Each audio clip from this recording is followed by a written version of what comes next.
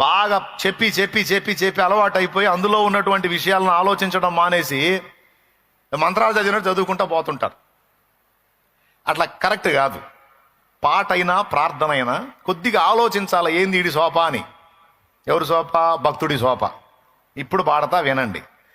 విరిగిన మనసు నలిగిన హృదయం, విరిగిన మనసు నలిగిన హృదయం, నీకిష్టమైన బలియాగములా నీ చేతితోనే విరచిన రొట్టెనై ఆహారమౌదును అనేకులకు.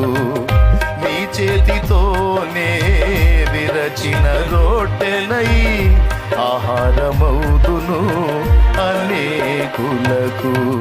మహిమ స్వరూపుడా మృత్యుంజయుడా, మరణపు ముల్లును విరచిన వాడా, నీకే స్తోత్రములు నా యేసయ్యా, నీకే స్తోత్రములు. దేవునికి మహిమ.